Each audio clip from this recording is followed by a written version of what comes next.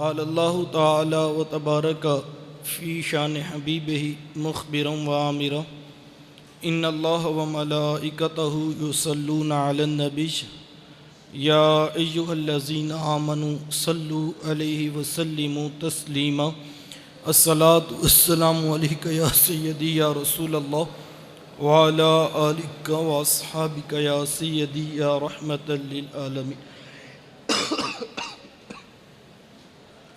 حمد و صلات کے بعد انتہائی واجب الاحترام ذوی الاحتشام برادران اسلام، السلام علیکم ورحمۃ اللہ وبرکاتہ۔ بتوفیق باری تعالی مجھے اور آپ کو جمعۃ المبارک کی سعادت مندیاں نصیب ہو رہی ہیں۔ دعا ہے اللہ تعالی میری اور آپ کی حاضری کا ایک ایک لمحہ قبول فرمائے اور قابل عمل باتوں پر توفیق عمل نصیب فرمائے۔ حقوق قرآن کے عنوان سے کچھ باتیں آپ کے سامنے رکھ کر میں اپنی گفتگو کو سمیٹ لینا چاہوں گا، اس دعا کے ساتھ کہ اللہ تعالیٰ میری زبان پہ کلمہ حق جاری فرمائے۔ ایک مسلمان کے اوپر بنیادی طور پر قرآن مجید کے 5 حق ہیں جو ہر کسی کو ضرور ادا کرنے چاہیے۔ قرآن مجید کا پہلا اور بنیادی حق یہ ہے کہ اسے اللہ تعالیٰ کی لا ریب کتاب مانا جائے، پورے تیقن کے ساتھ اس کے لفظ لفظ کی صداقتوں پر ایک مومن کو یقین حاصل ہو۔ اور یہ چیز ہم اپنے بزرگوں کی زندگیوں میں دیکھ سکتے ہیں۔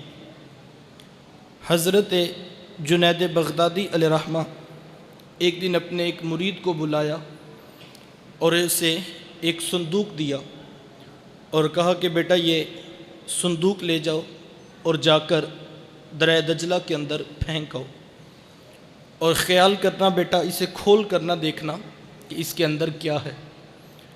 کامل مرید وہ ہوتا ہے جو اپنے شیخ کے راز کی حفاظت کرے۔ مرید نے صندوق سر پہ اٹھایا اور حکم کی تعمیل کے لیے دجلہ کی طرف چل پڑا۔ جب دریا کے کنارے پہنچا، جیسے صندوق زمین پہ رکھا اور دریا میں پھینکنا چاہا تو اس کی آنکھوں نے ایک حیرت زدہ منظر دیکھا۔ منظر کیا تھا کہ صندوق جیسے ہی پانی میں گرا تو پانی بھی 2 حصوں میں بٹ گیا، اور انتہائی محبت کے ساتھ اس صندوق کو اپنی آغوش میں لے لیا۔ مرید حیرت زدہ ہوا کہ آخر اس صندوق کے اندر کیا تھا، اور اگر وہ اتنی قیمتی شے تھی کہ جس کو پانی نے بھی راستہ دے دیا تو میرے شیخ نے اس کو پھینکوا کیوں دیا۔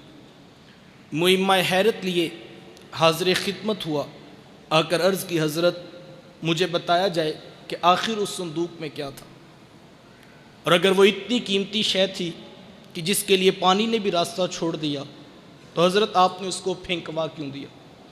تو حضرت جنید بغدادی علیہ رحمہ فرمانے لگے، بیٹا میں نے 12 سال کی محنت شاقہ سے تصوف کے اسرار و رموز کے اوپر ایک کتاب لکھی۔ 12 سال جب کتاب مکمل ہو گئی تو پھر 12 سال برابر میں اس کتاب کی نوک پلک سنوارتا رہا کہ کہیں اس کا کوئی جملہ اور اس کی فکر کا کوئی زاویہ میرے رسول کی شریعت کی مخالفت میں نہ ہو، اور کہیں ایسا نہ ہو کوئی جنید کی کتاب پڑھے اور اس کی راہیں خراب ہو جائیں۔ پھر برابر 12 سال میں یہ بات سوچتا رہا کہ لوگوں تک یہ کتاب پہنچاؤں یا کہ نہ پہنچاؤں۔ بیٹا آج برابر 36 سال بیت گئے تو میں نے فیصلہ یہ کیا ہے کہ قرآن کے ہوتے ہوئے لوگوں کو جنید کی کتاب کی ضرورت نہیں ہے، کہ جب قرآن موجود ہے تو پھر کسی دوسری طرف دیکھنے کی حاجت اور ضرورت باقی نہیں۔ ایک مومن کو قرآن مجید کی حقانیت اور اس کی سچائی کے اوپر اتنا یقین حاصل ہونا چاہیے۔ تو قرآن مجید کا پہلا حق ہے کہ اسے اللہ کی لا ریب کتاب مانا جائے۔ دوسرا حق یہ ہے کہ صحت لفظی کے ساتھ، مخارج کی صحیح ادائیگی کے ساتھ اس کو اوپر سے دیکھ کر پڑھنا سیکھا جائے. اور یہ چیز ہم اصحاب رسول کی زندگیوں میں دیکھ سکتے ہیں. صحابہ بڑا خوبصورت قرآن پڑھا کرتے تھے، اور یار وہ پڑھتے بھی کیوں نہ، انہوں نے قرآن سیکھا بھی تو صاحب قرآن سے تھا. جتنا کامل استاد ہو شاگرد بھی اتنے کامل ہوتے ہیں. اللہ اکبر. صحابہ بہت خوبصورت قرآن پڑھا کرتے تھے، اور اس کی ترغیب اللہ کے رسول نے خود بھی دلائی ہے. اور حضور فرمائے کہ خوبصورت لب و لہجے کے ساتھ قرآن مجید کی جو ہے وہ تلاوت کیا کرو. لیکن اس عنوان پر ہم ذرا ایک لمحے کے لیے یہاں رک کر دیکھیں تو صحیح کہ ہم نے اس حقوق میں سے اس حق کو کتنی ادائیگی کی ہے. یقین جانیے یہ صبح کے وقت مساجد میں اعلان کیے جاتے ہیں کہ قرآن مجید کی تعلیم شروع ہو گئی ہے، بچوں کو قرآن پڑھنے کے لیے مسجد میں بھیج دیں. 3 مرتبہ اعلان کیے جا رہے ہوتے ہیں، اور منت برے لہجے میں جو ہے وہ سماجت کی جا رہی ہوتی ہے کہ قرآن کی تعلیم شروع ہو گئی ہے، بچوں کو قرآن پڑھنے کے لیے بھیج. تو اس وقت دل خون کے آنسو ہوتا ہے کہ یہ وقت بھی امت پہ اب آنا تھا. کیا قرآن اتنا ہی ہلکا رہ گیا تھا کہ اس کے لیے منت اور ترلے کیے جا رہے ہیں؟ یار کبھی کسی پرائیویٹ سکول والوں نے بھی آ کر یوں اعلان کیا رات کو کہ صبح بچوں کو سکول ٹائم سے بھیجیے گا؟ کیا قرآن ہی اتنا ہلکا رہ گیا تھا کہ جس کے لیے 3 بار اعلان کر کے جو ہے وہ منت کی جا رہی، اور پھر مائیں بچوں کو تھپڑ مارتی ہیں اور کہتی جا کے قرآن پڑھے. بچے کی آنکھوں میں آنسو ہوتے ہیں، میلے کچیلے کپڑے اس نے پہنے ہوتے ہیں، اور بعض اوقات رات کپڑوں میں پیشاب کیا ہوتا ہے، اور وہ انہی ناپاک کپڑوں میں مسجد کی طرف آ رہا ہوتا ہے، اور ہاتھ میں اس کتاب کا پارا ہوتا ہے جس کے بارے حکم ہے لا یمسہ الا المطہرون، اس کو بے وضوئی کی حالت میں چھو بھی نہیں سکتے. اور پھر جو مساجد کے اندر کی حالت ہے وہ بھی ناگفتہ بے ہے. ایک قاری صاحب ہیں، 60 بچے ان کے سامنے بیٹھے ہیں، آدھا گھنٹہ کلاس کا ٹائم ہے. کوئی صاحب فہم مجھے بھی یہ بات سمجھا دے کہ اس کلاس کو کس طرح مینیج کیا جائے گا. ایک بچے کے حصے میں 1 منٹ بھی پورا نہیں آتا، پچھلا سبق سننا بھی ہے، آگے سبق پڑھانا بھی ہے، تو پھر اس کلاس کے کیا نتائج پیدا ہوں؟ میں اپنی آنکھوں سے دیکھا فیصل آباد میں ایک قاری صاحب، تو 100 سے اوپر بچے جو ہے وہ ان کے سامنے بیٹھے ہوئے، اور وہ کہہ رہے تھے کہ 15 منٹ تو حاضری لگاتے میں مجھے گزر جاتے. اور میں نے مسجد کی انتظامیہ سے کہا کہ وہ ایک حافظ صاحب اور ایڈ کر دے، کم از کم چلو سارے بچوں کا سبق روٹین میں سنا جا سکے. لیکن مسجد والے کہتے ہیں کہ نہیں جی آپ نے اسی میں چلانا ہے، جو بھی چلانا، ہم الگ سے بندہ افورڈ نہیں کر سکتے. ہم 11ویں کی دیگ ہر مہینے 10,000 کی افورڈ کر سکتی ہے انتظامیہ، لیکن قرآن پڑھانے کے لیے الگ سے بندہ افورڈ نہیں ہم کر سکتے. یہ ہمارے رویے اور ہمارے انداز ہیں، اور پھر ہم دیکھیں کہ ہم قرآن مجید کو کتنی اہمیت دیتے ہیں. اور پھر اگر قاری صاحب گروپ بندی کر کے بچوں کو نماز یا دیگر چیزیں سکھانا چاہیں تو مائیں دروازوں پہ پہنچ جاتی ہیں کہ قاری صاحب کو نہیں پتا کہ بچہ اسکول سے لیٹ ہو رہا ہے، سارا دن اسے آج ہی سکھانا تھا. اچھا یہ تو تصویر کا ایک رخ ہے، اب تصویر کا دوسرا رخ بھی ملاحظہ کیجیے. وہی بچہ جب گھر واپس پلٹتا ہے، ماں جلدی سے اسے پکڑ کر نہلاتی ہے. رات سے یونیفارم پریس کیا تھا کہ کہیں واپڈا والے لائٹ نہ بند کر دیں اور بچہ صبح اسکول جانے میں لیٹ نہ ہو. اسے پریس یونیفارم پہناتی ہے، اس کی آنکھوں میں سرما، اس کے بالوں میں تیل لگاتی ہے، ٹائی اس کو اسکول کے یونیفارم کی دی جاتی ہے، بیچ اس کو اسکول کے یونیفارم کا لگایا جاتا ہے، پالشڈ شوز اسے دیے جاتے ہیں، جرابیں اسی رنگ کی دی جاتی ہیں جو اسکول والوں نے بتائی ہیں. اور اس کھیل میں امیر غریب دونوں جو ہے وہ پوری تیزی سے آگے بڑھ رہے ہیں. میں نے غریب ماؤں کو بھی دیکھا جن کے بچے کے پاس صرف ایک شرٹ ہے، تو ماں آتے بچے کو پکڑ کر وہ پکڑتی ہے، شرٹ اتارتی ہے اور صرف میں ڈبو دیتی ہے کہ صبح میرا بچہ صاف یونیفارم پہن کے جائے اسکول. اور پھر شام کو مائیں کتابیں، پینسلیں، ربڑ شارپنر تک خود مائیں دیکھتی ہیں کہ کوئی چیز گھر نہ رہ جائے اور بچہ صبح اسکول میں پریشان نہ ہو. میں نے ان پڑھ ماؤں کو دیکھا ہے جن کو نہیں پتا کہ کاپی اور کتاب اور سبجیکٹس کتنے ہیں، لیکن وہ بھی انگلیوں پہ انہوں نے کتابوں کی تعداد اور کاپیوں کی تعداد گنی ہے، وہ رات کو پوری کر کے سوتی ہے. ربڑ شارپنر خود اس کے بیگ میں رکھتی ہے، صبح اٹھ کے لنچ باکس اس کے بیگ میں رکھا جاتا ہے، واٹر کین اس کی بغل پہ لٹکائی جاتی ہے، باپ اٹھ کے اس کا ماتھا محبت سے چومتا ہے، 10 روپے خرچی اس کی جیب میں ڈالتا ہے، اس کو اٹھا کر بائک پر بٹھا کر محبت بھرے لہجے میں باتیں کرتا ہوا اسکول چھوڑ کر بھی آتا ہے، اسکول سے لے کر بھی آتا ہے۔ میں یہ نہیں کہتا بچوں کو اسکول نہ بھیجو، لیکن ایک سوال میں آپ کے ضمیر پہ چھوڑنا چاہوں گا کہ کبھی تنہائی میں بیٹھ کر یہ سوچنا کہ آپ کی اس پوری ایکٹیویٹی سے بچے نے کیا اخذ کیا۔ بچے کو یہ بات سمجھ آئی کہ وہ جو صبح تھپڑ مار کر مسجد میں بھیجا جاتا ہے وہ تو ایک اٹھنے کا بہانہ ہے، وہاں تو 3 دن بھی چھٹی ہو جائے نہ قاری صاحب کی طرف سے پیغام آتا ہے، نہ ماں باپ پریشان ہوتے ہیں کہ تو 3 دن مسجد کیوں نہیں گیا۔ اور یہ اصل کام ہے جس کے اوپر پورے خاندان کی توجہ لگی۔ باپ خرچی بھی دیتا ہے، ماتھا بھی چومتا ہے، ماں پیار کرتی ہے، اسکول جاتے وقت جو ہے وہ خوبصورت لباس دیتی ہے، صاف ستھرے جو ہے وہ کپڑے دیتی ہے۔ عید والے دن بھی چچا تایا بھی ملاقات کریں تو پہلا سوال پوچھتے ہیں تیری کلاس میں پوزیشن کون سی آئی ہے۔ تو اس کو سمجھ آئی کہ اصل کام یہ ہے جس پر پورے خاندان کی توجہ لگی۔ تو پھر کل کو ماں باپ آ کر جو ہے وہ گلہ کرتے ہیں کہ جی بچہ ہماری بات نہیں مانتا ہے، یہ باپ کے آگے بدتمیزانہ لہجے میں بات کرتا ہے، ماں کا یہ گستاخ ہے۔ باپ کی آنکھوں میں آنسو ہوتے ہیں اور وہ کہتا ہے کہ میں جو ہے وہ 16 گھنٹے محنت کر کے اس کی فیسیں بھری ہیں، اور آج یہ دوستوں کو تو ترجیح دیتا ہے لیکن اس کی نگاہوں میں باپ کی کوئی عزت نہیں ہے۔ تو میں کہتا ہوں جناب آپ کیوں خفا ہو رہے ہیں؟ آپ نے جس چیز کی فی پے کی ہے وہ رزلٹ کارڈ تو آپ اٹھا کے دیکھ لیں۔ آپ کیوں پریشان ہیں کہ آپ کی محنت ضائع ہوئی؟ آپ کی محنت تو نہیں ضائع ہوئی۔ آپ نے فیس دی ہے کیمسٹری پڑھانے کی، فزکس پڑھانے کی، بایو پڑھانے کی، ریاضی پڑھانے کی، تو آپ رپورٹ کارڈ دیکھ لیں، وہاں پر تو پرسنٹیج 80 سے تجاوز کر رہی ہے۔ آپ کہتے ہیں یہ میری بات نہیں مانتا، یہ ماں کے ساتھ بدتمیزانہ لہجے میں بات کرتا ہے۔ تو صاحب معذرت کے ساتھ پورا اسکول کا سلیبس اٹھا لیجئے، آپ دیکھیں کتنی پرسنٹیج ہے، کتنی چیپٹرائزیشن ہے جو اخلاقیات اور آداب والدین سکھاتے ہیں۔ صاحب پوری کیمسٹری کھنگال مارو، کیمسٹری نہیں بتاتی کہ ماں کی سستی کا نام ہے۔ فزکس کے سارے اصول ایک پلڑے میں ڈال لو، فزکس کا کوئی اصول نہیں بتاتا کہ باپ کی سستی کا نام ہے۔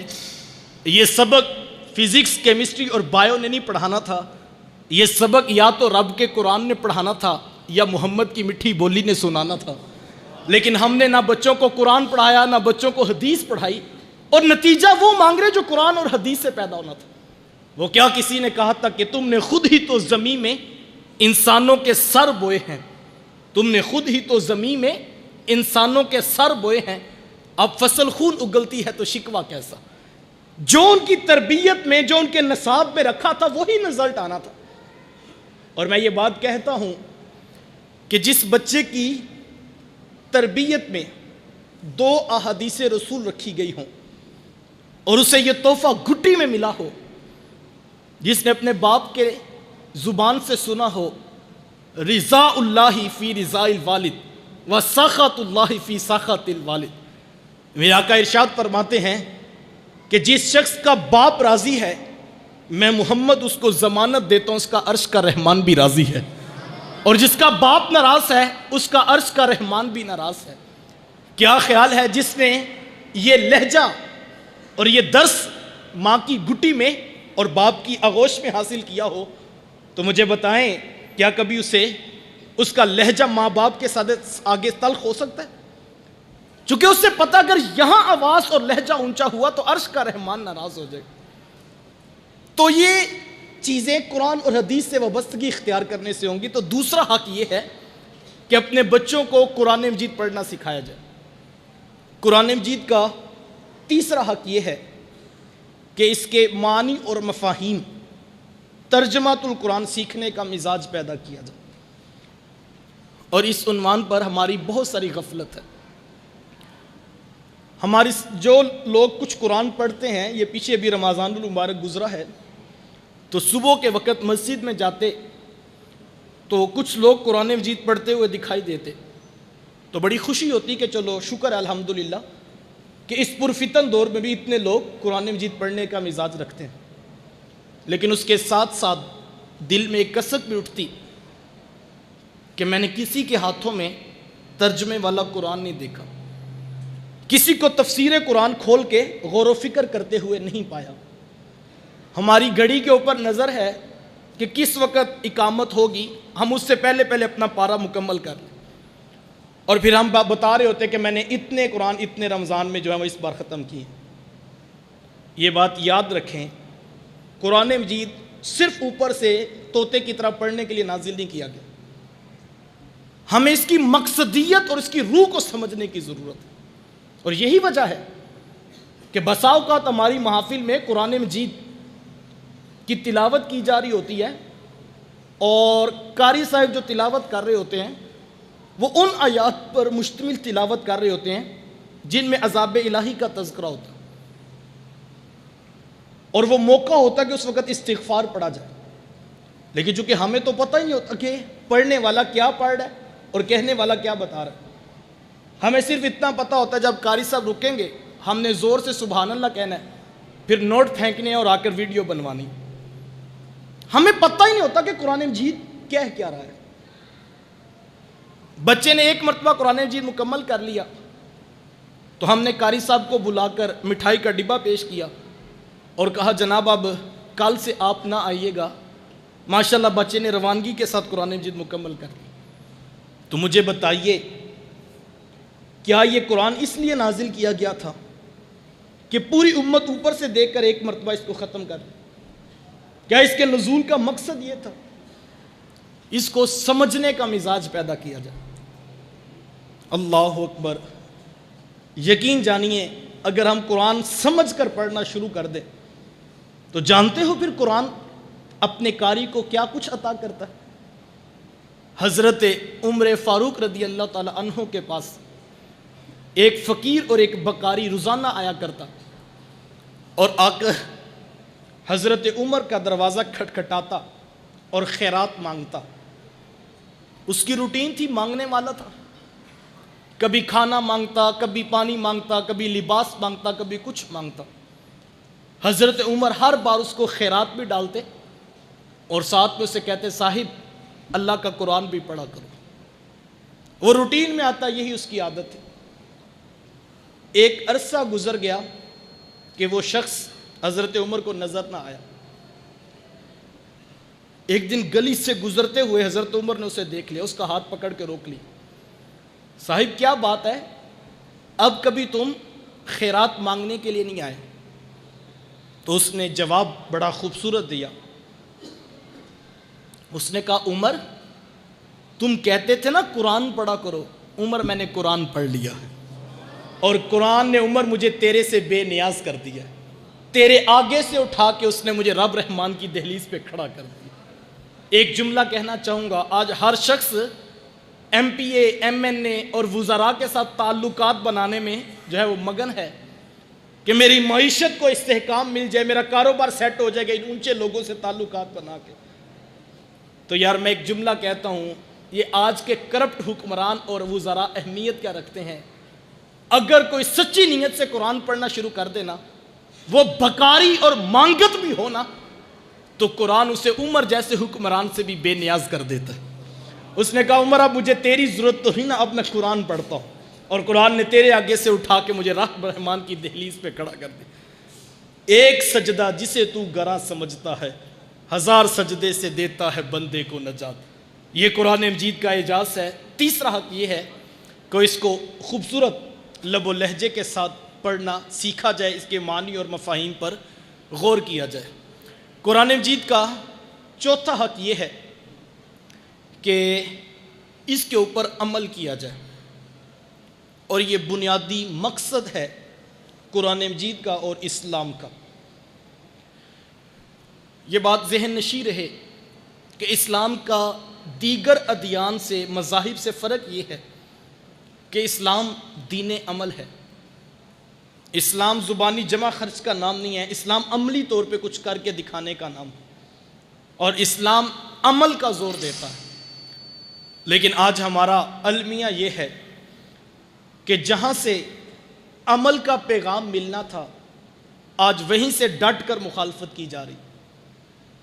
آج کا پیر دیکھ لو، آج کا خطیب دیکھ لو، آج کا نعت خواں دیکھ لو، اللہ ماشاءاللہ اچھے لوگ موجود ہیں اور یقیناً انہی کے دام قدم سے بزم عالم میں روشنیاں پھیل رہی ہیں۔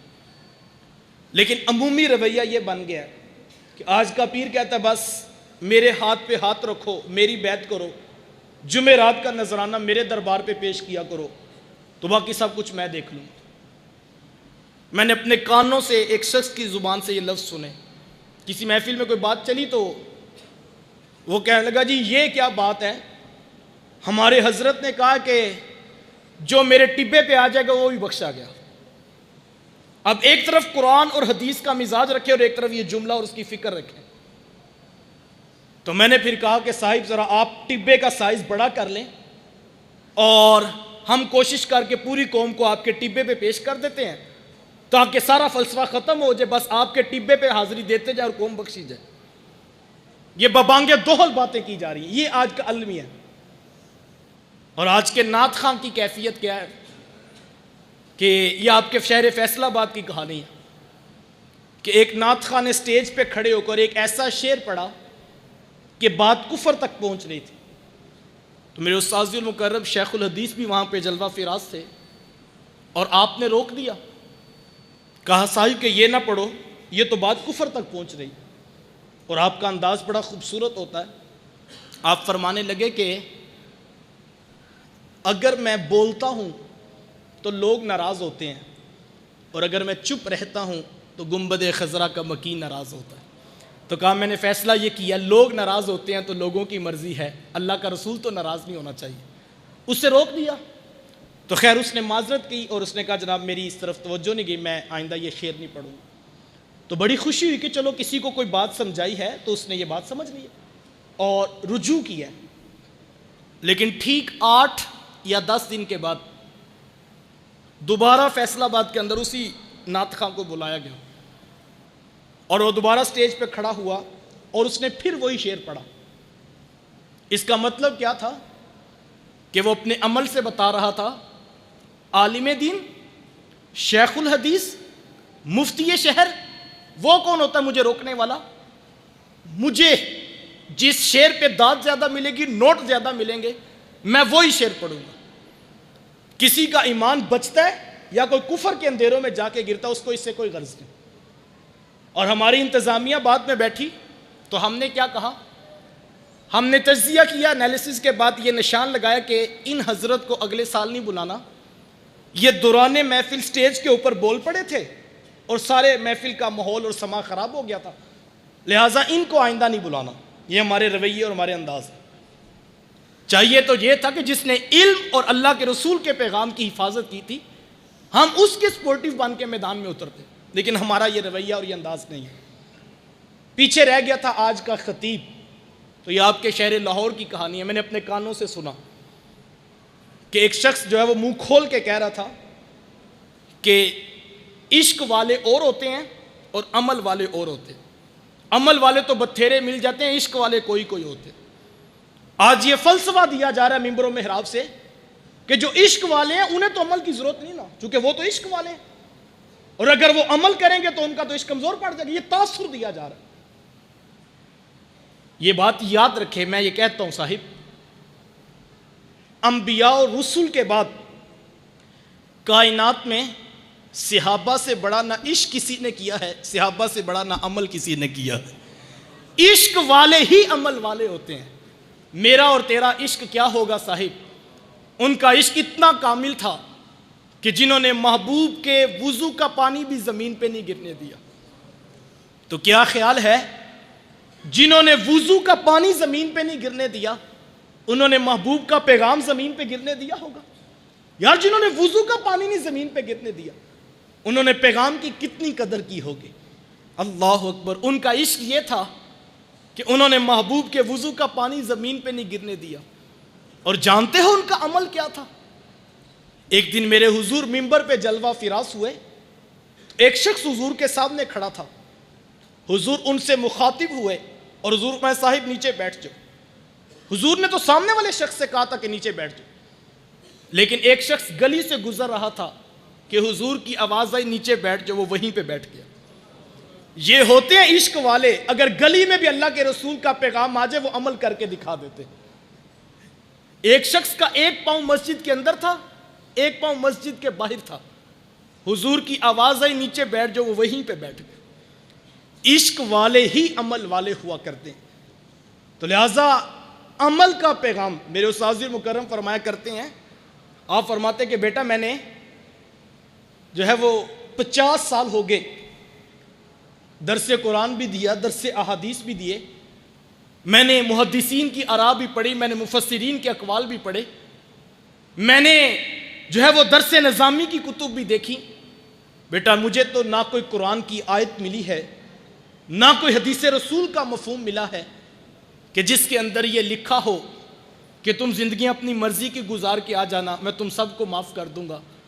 کہا کہ میں نے تو جہاں سے بھی قرآن کھولا، جہاں سے بھی حدیث رسول دیکھی، مجھے یہی پیغام ملا الا الذین آمنوا وعملوا الصالحات، ایمان والے اور اچھے اعمال والے. چوتھا حق یہ ہے کہ اس کے اوپر عمل کیا جائے. قرآن مجید کا 5واں حق یہ ہے کہ اس کی آگے تبلیغ کی جائے اور اس کا پیغام اوروں تک پہنچایا جائے. اور یہ اسلام کا خاصہ ہے کہ اسلام کے اندر ہر شخص مبلغ، داعی اور پیغام دینے والا. اور میرا تبلیغ سے قطعاً یہ مراد نہیں ہے کہ ہر شخص خود کو مفتی بنا کر فتویٰ دینے کی مسند پہ بیٹھ جائے. میں جس تبلیغ کی آپ کو دعوت پیش کر رہا ہوں وہ کردار کی تبلیغ ہے، اور صحابہ نے مستند انداز میں یہی تبلیغ معاشرے کے سامنے پیش کی تھی. صحابہ مدینے سے تجارت کی غرض سے نکلے، کسی یہودی کسی عیسائی کی دکان پہ کھڑے ہو کر جب مال تجارت پیش کیا، 1 بار 2 بار 3 بار، جب صحابہ واپس پلٹے تو وہ یہودی وہ عیسائی سوچ میں پڑ گیا کہ یار پتہ نہیں کس مذہب کا ماننے والا ہے، جب بھی آتا ہے بات بھی سچی کرتا ہے، وعدہ خلافی بھی نہیں کرتا، اور یہ کیسا عجیب تاجر ہے. لوگ تو خوبیاں بتائے نہیں تھکتے اپنے مال کی، لیکن یہ جاتے جاتے اپنے مال کی خامی بھی بتا جاتا ہے. اگلی مرتبہ جب ملاقات ہوئی تو صحابہ نے مال تجارت دکھانا چاہا تو وہ یہودی وہ عیسائی بول پڑا، کہنے لگا جناب تجارت بعد میں ہوگی، پہلے یہ بتائیں کہ کس مذہب کے ماننے والے ہیں. تو صحابہ نے مسکرا کے کہا تمہیں نہیں پتا، ہم ہی تو مدینے والے کے ماننے والے.